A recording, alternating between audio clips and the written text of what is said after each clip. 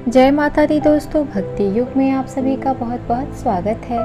माता रानी आप पर, आपके पूरे परिवार पर अपनी कृपा बनाई रखें। दोस्तों, आज दिन शुक्रवार है। आज मैं माँ संतोषी की व्रत कथा आप सभी से सुनाऊंगी। शुक्रवार के दिन माँ संतोषी का व्रत पूजन किया जाता है, जिसकी कथा इस प्रकार से है। एक बुढ़िया थी, उसके 7 बेटे थे। 6 कमाने वाले थे और 1 निकम्मा था। बुढ़िया 6 बेटों को रसोई बनाती, भोजन कराती और उनसे जो कुछ भी जूठन बचता वह 7वीं को दे देती। एक दिन उसकी पत्नी बोली, देखो तुम्हारी माँ तुम्हें सबका बचा हुआ जूठन खिलाती है। उसका बेटा बोला, ऐसा नहीं हो सकता है, मैं जब तक आंखों से न देख लूं मान नहीं सकता। बहू हंसकर बोली, देख लोगे तब तो मानोगे। कुछ दिन बाद त्योहार आया। घर में 7 प्रकार के भोजन और चूरमे के लड्डू बने। वह जांचने को सिर दुखने का बहाना कर पतला वस्त्र सिर पर ओढ़े रसोई घर में सो गया। वह कपड़े में से सब देखता रहा। 6 भाई भोजन करने आए। उसने देखा माँ ने उनके लिए सुंदर आसन बिछा, अनेक प्रकार के रसोई परोसी और आग्रह करके उन्हें जिमाया। वह देखता रहा। 6 भोजन करके उठे, तब माँ ने उनकी जूठी थालियों में से लड्डुओं के टुकड़े उठाकर एक लड्डू बनाया।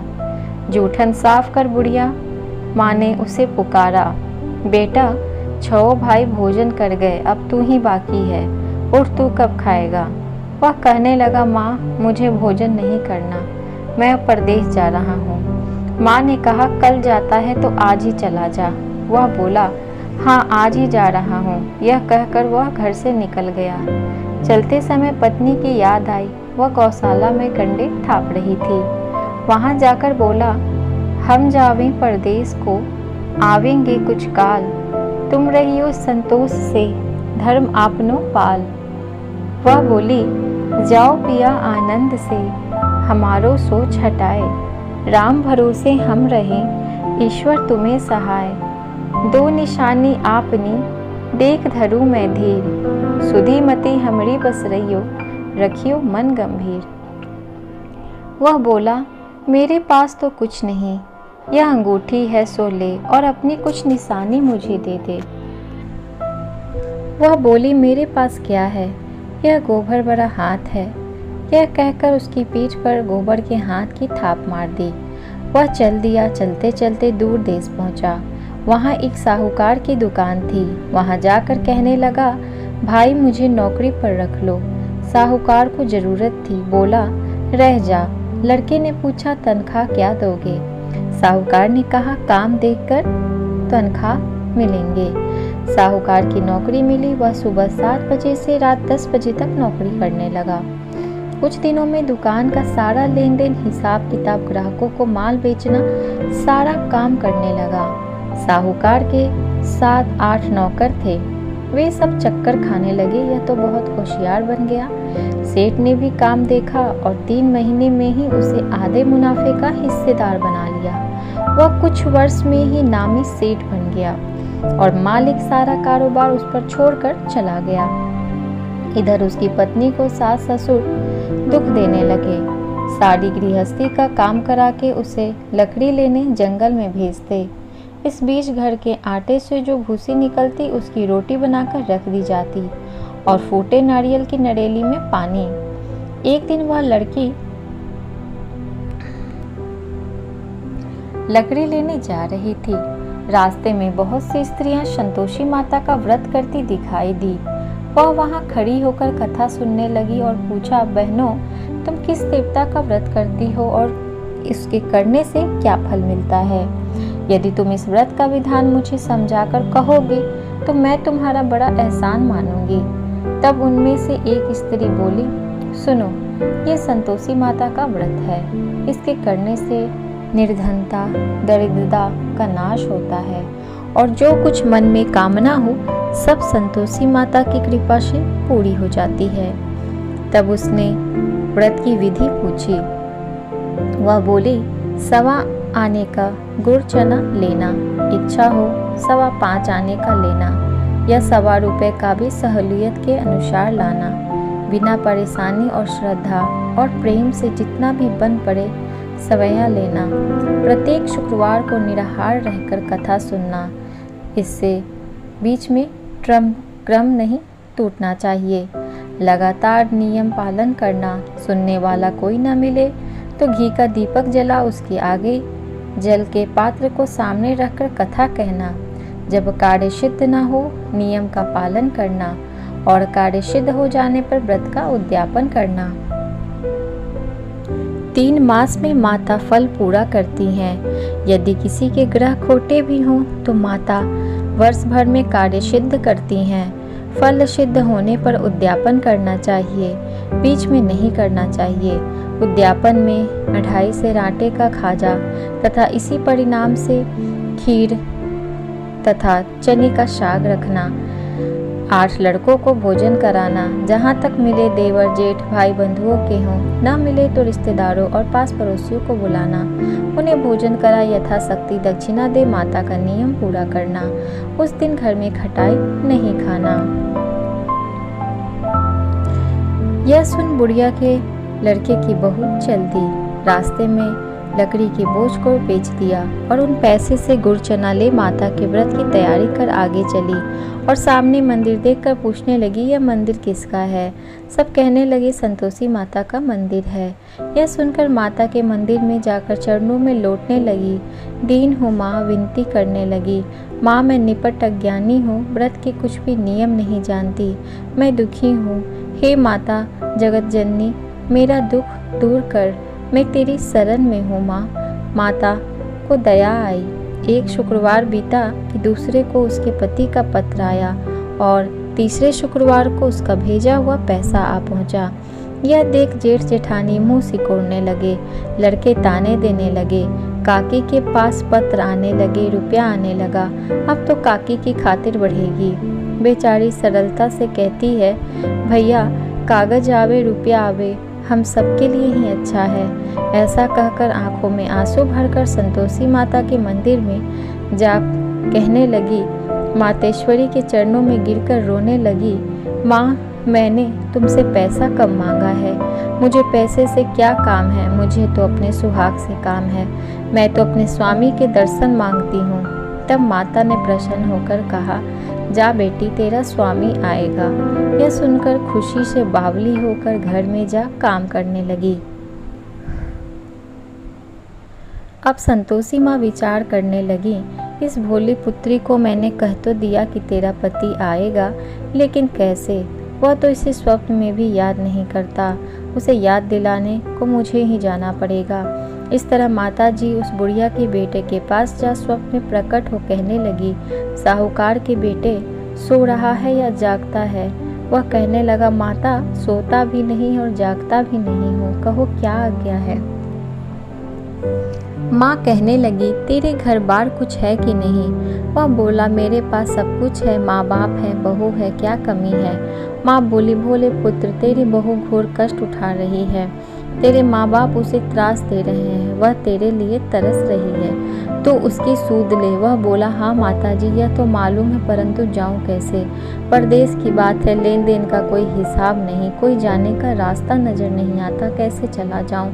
माँ कहने लगी, मेरी बात मान, सवेरे नहा धोकर संतोषी माता का नाम ले, घी का दीपक जला, दंडवत कर दुकान पर जाकर बैठ, देखते देखते सारा लेन देन चूक जाएगा, जमा का माल बिक जाएगा, साँझ होते होते धन के भारी ढेर लग जाएगी। अब बूढ़े की बात मानकर वह नहा धोकर संतोषी माता को दंडवत घी दीपक जलाकर दुकान पर बैठा। थोड़ी देर में देने वाले रुपया लाने लगे, लेने वाले हिसाब लेने लगे। कोठे में भरे सामान के खरीदार नगद दाम से सौदा करने लगे। शाम तक धन का भारी ढेर लग गया। मन में माता का नाम लेकर चमत्कार देख प्रसन्न हो घर ले जाने के वास्ते गहना कपड़ा सामान खरीदने लगा। यहाँ काम से निपट तुरंत घर को रवाना हुआ। उधर उसकी पत्नी जंगल में लकड़ी लेने जाती है। लौटते वक्त माता जी के मंदिर में विश्राम करती है। वह तो उसके प्रतिदिन का रुकने का जो स्थान ठहरा। धूल उड़ती हुई देख वह माता से पूछती है, हे माता, ये धूल कैसे उड़ रही है? माता कहती है, हे पुत्री, तेरा पति आ रहा है। अब तू ऐसा कर, लकड़ियों की 3 बोझ बना ले। एक नदी के किनारे रख, दूसरा मेरे मंदिर पर और तीसरा अपने सिर पर। तेरे पति को लकड़ियों का गट्ठर देख मोह पैदा होगा। वह यहाँ रुकेगा, नाश्ता पानी खाकर माँ से मिलने जाएगा। तब तू लकड़ियों का गट्ठर बोझ उठा जाना और चौक में गट्ठर डालकर जोर से आवाज लगाना, लो सासू जी लकड़ियों का गट्ठर लो, भूसे की रोटी दो, नारियल के खोपड़े में पानी दो, आज मेहमान कौन आया है। माता जी से बहुत अच्छा कहकर वह प्रसन्न मन से लकड़ियों की 3 गट्ठर बनाई, एक नदी के किनारे पर और एक माता जी के मंदिर पर रखा। इतने में मुसाफिर आ पहुंचा। सूखी लकड़ी देखकर उसकी इच्छा उत्पन्न हुई कि हम यहीं पर विश्राम करें और भोजन बनाकर खा पी कर गाँव जाएं। इसी तरह रुककर भोजन बना विश्राम करके गाँव को गया। सबसे प्रेम से मिला। उसी समय सिर पर लकड़ी का गट्ठर लिए वह उतावली सी आती है। लकड़ियों का भारी बोझ आंगन में डालकर जोर से 3 आवाज देती है, लो सासू जी लकड़ियों का गट्ठर लो, भूसी की रोटी दो, आज मेहमान कौन आया है। यह सुनकर उसकी सास बाहर आकर अपने दिए हुए कष्टों को भुलाने हेतु कहती है, बहू ऐसा क्यों कहती है, तेरा मालिक ही तो आया है, आ बैठ, मीठा भात खा, भोजन कर, कपड़े गहने पहन। उसकी आवाज़ सुन उसका पति बाहर आता है। अंगूठी देख व्याकुल हो जाता है। माँ से पूछता है, माँ यह कौन है। माँ बोली, बेटा यह तेरी बहू है। जब से तू गया है तब से सारे गाँव में भटकती फिरती है, घर का कोई कामकाज कुछ नहीं करती, 4 पहरा कर खा जाती है। वह बोला, ठीक है माँ, मैंने इसे भी देखा है और तुम्हें भी। अब दूसरे घर की ताली दो, उसमें रहूँगा। माँ बोली, ठीक है, जैसी तेरी मर्जी। तब वह दूसरे मकान की 3री मंजिल का कमरा खोल सारा सामान जमाया। एक दिन में राजा के महल जैसा ठाट बाट बन गया। अब क्या था, बहुत सुख भोगने लगी। इतने में शुक्रवार आया। उसने पति से कहा, मुझे संतोषी माता के व्रत का उद्यापन करना है। पति बोला, खुशी से कर लो। वह उद्यापन की तैयारी करने लगी। जिठानी के लड़कों को भोजन के लिए कहने गई। उन्होंने मंजूर किया, परंतु पीछे से जिठानी ने अपने बच्चों को सिखाया, देखो भोजन के समय खटाई मांगना, जिससे उसका उद्यापन पूरा ना हो। लड़के जिमने आए, खीर खाना, पेट भर खाया, परंतु बाद में खाते ही कहने लगे, हमें खटाई दो, खीर खाना हमको नहीं भाता, देखकर अरुचि होती है। वह कहने लगी, भाई खटाई किसी को नहीं दी जाएगी, यह संतोषी माता का प्रसाद है। लड़के उठ खड़े हुए, बोले, पैसा लाओ। भोली बहू कुछ जानती नहीं थी, उन्हें पैसे दे दिए। लड़के उसी समय हट करके इमली खटाई ले खाने लगे। यह देखकर बहू पर माता जी ने कोप किया। राजा के दूत उसके पति को पकड़ ले गए। जेठ जेठानी मन माने वचन कहने लगे, लूट लूट कर धन इकट्ठा कर लाया है, अब सब मालूम पड़ जाएगा जब जेल की मार खाएगा। बहू से यह सब सहन नहीं हुए। रोती हुई माता जी के मंदिर गई, कहने लगी, हे माता, तुमने क्या किया। हंसाकर अब भक्तों को रुलाने लगी। माता बोली, बेटी, तूने उद्यापन करके मेरा व्रत भंग किया है। वह कहने लगी, माता, मैंने कुछ अपराध किया है, मैंने तो भूल से लड़कों को पैसे दे दिए, मुझे क्षमा करो, मैं फिर से तुम्हारा उद्यापन करूंगी। माँ बोली, अब भूल मत करना। वह कहती है, अब भूल नहीं होगी, अब बतलाओ वो कैसे आएंगे। माँ बोली, जा पुत्री, तेरा पति तुझे रास्ते में आता मिलेगा। वह निकली, राह में पति आता मिला। वह पूछी, कहाँ गए थे। वह कहने लगा, इतना धन जो कमाया है उसका टैक्स राजा ने मांगा था, वह भरने गया था। वह प्रसन्न हो बोली, भला हुआ, अब घर चलो। कुछ दिन बाद फिर शुक्रवार आया। वह बोली, मुझे फिर माता का उद्यापन करना है। पति ने कहा, करो। बहू फिर जेठ के लड़कों को भोजन को कहने गई। जेठानी ने 1-2 बातें सुनाई और सब लड़कों को सिखाने लगी, तुम सब लोग पहले ही खटाई मांगना। लड़के भोजन से पहले कहने लगे, हमें खीर नहीं खानी, हमारा जी बिगड़ता है, कुछ खटाई खाने को दो। वह बोली, खटाई किसी को नहीं मिलेगी, आना है तो आओ। वह ब्राह्मण के लड़के लाकर भोजन कराने लगी। यथाशक्ति दक्षिणा की जगह एक एक फल उन्हें दिया। संतोषी माता प्रसन्न हुई। माता की कृपा होते ही 9वें मास में उसके चंद्रमा के समान सुंदर पुत्र प्राप्त हुआ। पुत्र को पाकर प्रतिदिन माता जी के मंदिर को जाने लगी। माँ ने सोचा, यह रोज आती है, आज क्यों ना इसके घर चलूं। यह विचार कर माता ने भयानक रूप बनाया। गुड़ चने से सना मुख, ऊपर सूंड के समान होठ, उस पर मक्खियां भिनभिना रही थी। देहली पर पैर रखते ही उसकी सास चिल्लाई, देखो रे, कोई चुड़ैल डाकिन चली आ रही है। लड़कों, इसे भगाओ नहीं तो किसी को खा जाएगी। लड़के भगाने लगे, चिल्लाकर खिड़की बंद करने लगे। बहू रोशनदान में से देख रही थी। प्रसन्नता से पगली बन चिल्लाने लगी, आज मेरी माता जी मेरे घर आई हैं। वह बच्चे को दूध पीने से हटाती है। इतने में सास का क्रोध भड़क पड़ा। वह बोली, क्या उतावली हुई है, बच्चे को पटक दिया।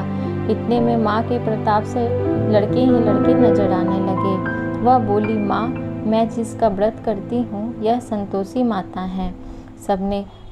सबने माता जी के चरण पकड़ लिए और विनती कर कहने लगे, हे माता, हम मूर्ख हैं, अज्ञानी हैं, तुम्हारे व्रत की विधि हम नहीं जानते। व्रत भंग कर हमने बहुत बड़ा अपराध किया है माँ। जगमाता, आप हमारा अपराध क्षमा करो।